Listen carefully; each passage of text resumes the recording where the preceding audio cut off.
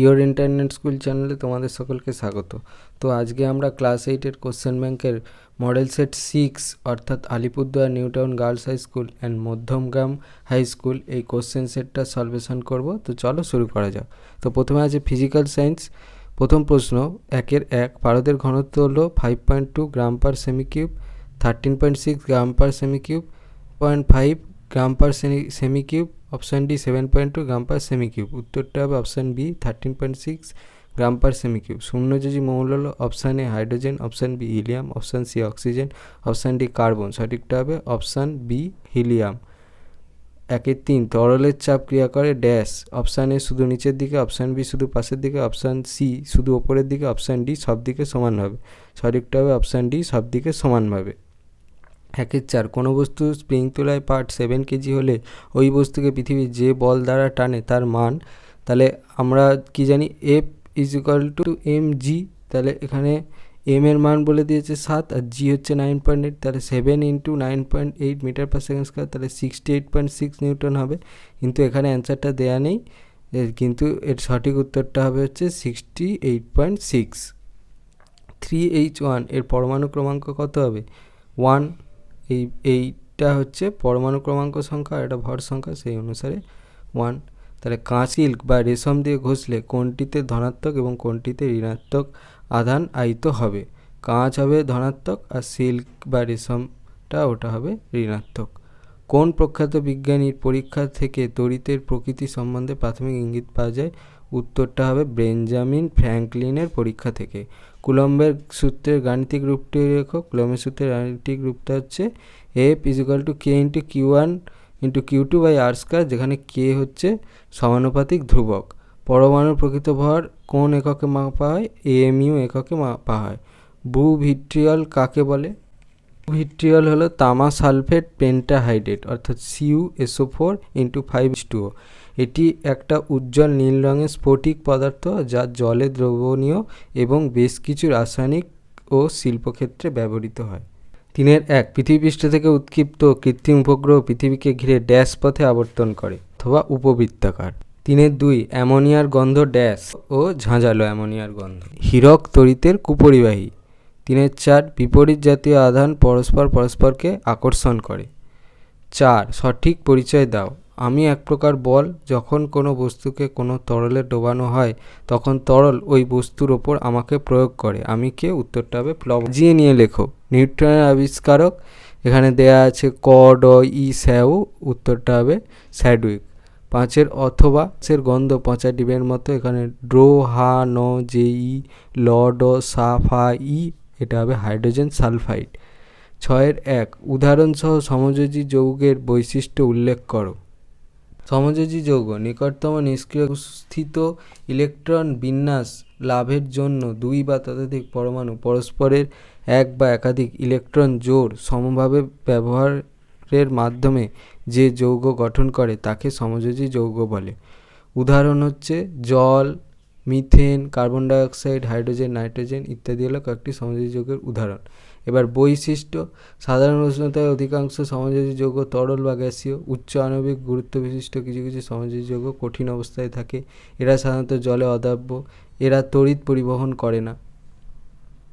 6-1 অথবা আইসোটোপ ও আইসোবার বলতে কি বোঝায়? আইসোটোপ একই মৌলের বিভিন্ন পরমাণু যাদের পারমাণবিক সংখ্যা 1 কিন্তু নিউক্লিয়াসে ভিন্ন সংখ্যক নিউট্রন থাকার জন্য ভর সংখ্যা আলাদা, তাদের পরস্পরের আইসোটোপ বা সমস্থানিক বলে। যেমন ক্লোরিনের 2টি আইসোটোপ হচ্ছে 17Cl35 এবং 17Cl7। বার বিভিন্ন মৌলের পরমাণু যাদের পারমাণবিক সংখ্যা আলাদা কিন্তু ভর সংখ্যা সমান, তাদের পরস্পরকে আইসোবার বলে। 26Fe58 আর 27Ni58 এদের প্রত্যেকের ভর সংখ্যা সমান কিন্তু পারমাণবিক সংখ্যা আলাদা। 2 প্রদত্ত অক্সাইডগুলোর প্রকৃতি রেখো। অপশান এ বলেছে মানে 1 নম্বর বলেছে জেডেনও, 2 নম্বর অর্থাৎ বি বলেছে CO2, 3 নম্বর অর্থাৎ সি বলেছে MgO, 4 নম্বর অর্থাৎ ডি বলেছে Al2O3। তাহলে প্রথমটা আছে জেডেনও, ওটা উভধর্মী। CO2 ওটা আম্লিক, MgO ওটা ক্ষারক, আর Al2O3 ওটা হচ্ছে উভধর্মী। 2 অথবা বিজ্ঞানী রাদারফোর্ডের পরমাণু মডেলের 4টি বৈশিষ্ট্য লেখো। চারটে বৈশিষ্ট্য। পরমাণু প্রায় সমগ্র ভর পরমাণুর কেন্দ্রে যে অতি অল্প জায়গায় অবস্থান করে তাকে নিউক্লিয়াস বলে। নিউক্লিয়াসের প্রোটন এবং নিউট্রন একত্রে থাকে, এদের নিউক্লিয়ন বলে। নিউক্লিয়াস সর্বদা পজিটিভ তড়িৎগ্রস্ত হয়, পরমাণুর মাঝের বেশিরভাগ অংশই ফাঁকা, অর্থাৎ পরমাণু রিলেট নয়। আর হচ্ছে নিউক্লিয়াসের বাইরে ইলেকট্রন মহল। ইলেকট্রনগুলি নিউক্লিয়াসকে কেন্দ্র করে বৃত্তাকার কক্ষপথে তীব্র বেগে আবর্তন করে। 2 নম্বরে হচ্ছে পরমাণু নিস্তড়িত, অর্থাৎ পরমাণুর কেন্দ্রে যতগুলো প্রোটন থাকে নিউক্লিয়াসের বাইরে ঠিক ততগুলো ইলেকট্রন থাকে। 6.3 অবাধে পতনশীল বস্তুর ক্ষেত্রে গ্যালিলিওর সূত্র 3টি লেকর্সের প্রভাবে অবাধে পতনশীল বস্তুর গতিবিধি পর্যালোচনা করে তো ইতালীয় পদার্থবিজ্ঞানী গ্যালিলিও গ্যালিলাই 3টি বিখ্যাত সূত্রের অবতারণা করেন, যেগুলো সাধারণভাবে পতনশীল বস্তুর সূত্র বলে পরিচিত। প্রথম সূত্র: শূন্যস্থানে একই উচ্চতা ও স্থির অবস্থা থেকে পতনশীল সকল বস্তুর সমান দ্রুততার সঙ্গে নিচে নামে। দ্বিতীয় সূত্র: স্থির অবস্থা থেকে অবাধে পতনশীল বস্তুর বেগ বস্তুর পতনকালের সমানুপাতিক। ওই বস্তুটি টি সময়ে স্থিরাবস্থা থেকে গতিশীল হলে বস্তু কর্তৃক অর্জিত বেগ হয় ভি, অর্থাৎ ভি প্রপোর্শনাল টু টি। আর তৃতীয় সূত্র: স্থির অবস্থা থেকে অবাধে পতনশীল বস্তু দ্বারা নির্দিষ্ট সময় অতিক্রান্ত দূরত্ব বস্তুর পতনকালের বর্গের সমানুপাতিক। অবাধে পতনশীল বস্তু টি সময়ে স্থিরাবস্থা থেকে উলম্ব দৈর্ঘ্য এইচ অতিক্রম করলে H proportional to T square. 4 বস্তুর ভাসনের শর্ত 2টি লেখো। স্থির তরলে কোনো বস্তুকে আংশিক বা সম্পূর্ণ নিমজ্জিত করা হলে বস্তুটির ওপর মূলত 2টি বল কাজ করে। একটা হলো বস্তুর ওজন W1 যা খাড়া নিচের দিকে ক্রিয়া করে, এবং অন্যটি হলো তরলের প্লবতা W2 যা খাড়া ওপরের দিকে ক্রিয়া করে। এই 2টি বলের মানের ওপর 3টি অবস্থার সৃষ্টি হয়। আংশিক নিমজ্জিত অবস্থায় ভাসন: প্লবতার মান বস্তুর ওজন অপেক্ষা বেশি হলে W1 > W2 বস্তু তার আয়তনের কিছু তরলের বাইরে রেখে ভাসে। পূর্ণ নিমজ্জিত অবস্থায় ভাসন: প্লবতার মান বস্তুর ওজনের সমান হলে W1 = W2 বস্তুটি তরলের মধ্যে ডুবে যে কোনো জায়গায় ভাসে।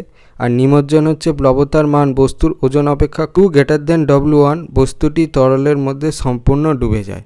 লাইফ সায়েন্স: চোখের রেটিনায় মৃদু আলো শোষণে সক্ষম কোষ হচ্ছে অপশান এ রড কোষ, অপশান বি কোন কোষ, অপশান সি অনুচক্রিকা, অপশান ডি পেশি কোষ। সঠিকটা হবে অপশান এ রড কোষ। আত্মঘাতী থলি বলা হয় অপশান এ রাইবোজোমকে, option B mitochondria, option C প্লাস্টিডকে, অপশান ডি লাইসোজোমকে। সঠিকটা হবে অপশান ডি লাইসোজোমকে। ব্যাকটেরিয়ার কোষে মাইটোকন্ড্রিয়ার পরিবর্তে কোন অঙ্গাণু শ্বসনে সাহায্য করে? উত্তরটা হবে হচ্ছে সাইটোপ্লাজম। মানব দেহে কত জোড়া ক্রোমোজোম থাকে? উত্তরটা হবে 23 জোড়া। প্রাইমোর্ডিয়াল ইউট্রিকাল কাকে বলে? প্রাইমোর্ডিয়াল ইউট্রিকাল পরিণত উদ্ভিদ কোষে কোষগহ্বর বা ভ্যাকুয়ালগুলি পরস্পর মিলিত হয়ে একটি বড় ভ্যাকুয়াল সৃষ্টি হয়। এর ফলে কোষের নিউক্লিয়াস সহ সাইটোপ্লাজম কোষ প্রাচীরের ভিতরের দিকে পরিধি বরাবর বিন্যস্ত থাকে। ভ্যাকুয়ালকে বেষ্টন করে সাইটোপ্লাজমের এই রকম বিন্যাসকে প্রাইমোর্ডিয়াল ইউট্রিকাল বলে। এতে জল, অক্সিজেন, রেচন পদার্থ ইত্যাদি জমা থাকে। বানান শব্দটি বেছে লেখো। নিউক্লিওলাস, নিউক্লিওপ্লাজম, নিউক্লিয় পর্দা, মাইটোকন্ড্রিয়া। এগুলো সবগুলো নিউক্লিয়াসের সঙ্গে সম্পর্কিত, কিন্তু মাইটোকন্ড্রিয়াটা নয়, সেই জন্য এটা বাতিল যাবে। সংক্ষিপ্ত উত্তর দাও। নিউক্লিয়াস অথবা মাইটোকন্ড্রিয়ার চিত্র আঁকো এবং যে কোনো 2টি অংশ চিহ্নিত করো। নিউক্লিয়াসের ছবিটা দেখে যাও, এখানে অনেক পয়েন্ট দেওয়া আছে, তোমাদের এর মধ্যে যে কোনো 2টো ওখানে করতে বলেছে। মাইটোকন্ড্রিয়ার ছবিটা দেখে নাও, আর এখানে হচ্ছে এখানের মধ্যে যে কোনো 2টো অংশ তোমাকে ওখানে চিহ্নিত করে দেখাতে বলেছে প্রশ্নে। 4-2 প্রাণীদেহে আবরণী কলার 2টি কাজ উল্লেখ করো। প্রাণীদেহে আবরণী কলার কাজগুলো হলো: আবরণী কলা সমগ্র দেহের বাইরে, তলে ও ভিতরের বিভিন্ন অঙ্গের মুক্ততলের ওপর প্রতিরক্ষামূলক আচ্ছাদন গঠন করে এবং বাহ্যিক আঘাত, শুষ্কতা, বিষাক্ত পদার্থ বা জীবাণুর আক্রমণ থেকে রক্ষা করে। ফুসফুসের বায়ুথলিতে গ্যাসীয় পদার্থের যথা O2 ও CO2 আদান প্রদানে সাহায্য করে। আবরণী কলা ক্ষরণ, রেচন ও শোষণে মুখ্য ভূমিকা পালন করে। এছাড়াও আঁশ, রোম, নখ, খুর, শিং প্রভৃতি গঠন করে থাকে। 3 ক্লোরোপ্লাস্টিড ও ক্রোমোপ্লাস্টিডের অবস্থান ও কাজ লেখো। প্লাস্টিড এর অবস্থান আর কাজ: উদ্ভিদের সমস্ত সবুজ অংশে উপস্থিত থাকে, যেমন পাতা, নরম কাণ্ড, পুষ্পবৃন্ত, বৃতি, কাঁচা ফল ইত্যাদি। ক্লোরোফিল উপস্থিত থাকায় সালোকসংশ্লেষ প্রক্রিয়ায় খাদ্য তৈরি করে। আরএনএ, প্রোটিন ও ফ্যাটি অ্যাসিড সংশ্লেষে সাহায্য করে। ক্রোমোপ্লাস্টিড ফুলের পাপড়ি এবং অন্যান্য রঙিন অংশ, পাকা ফলত্বক, ফলের শাঁস, গাজর, বিট প্রভৃতি পরিবর্তিত মূলে ফুলের ও ফলের বিভিন্ন বর্ণ সবুজ ব্যতীত সৃষ্টি করে। ফলে কীটপতঙ্গ ও অন্যান্য প্রাণী আকৃষ্ট হয়ে পরাগ সংযোগ ঘটায় ও ফলের বিস্তারে সাহায্য করে। এই ভিডিওটা ভালো লেগে থাকে তাহলে ভিডিওটাকে অবশ্যই একটা লাইক করো, আর আমাদের চ্যানেলটাকে অবশ্যই সাবস্ক্রাইব করে দিও। আর এই ধরনের আরও ভিডিও পেতে গেলে চ্যানেলটা সাবস্ক্রাইব করার সাথে সাথে পাশে থাকা বেল আইকনে অবশ্যই ক্লিক করে দিও, যাতে করে ভিডিও আপলোড করার সাথে সাথেই তোমরা তার নোটিফিকেশান পেয়ে যাও। তো আজকের মতো এই পর্যন্তই, দেখা হচ্ছে পরবর্তী ভিডিওতে।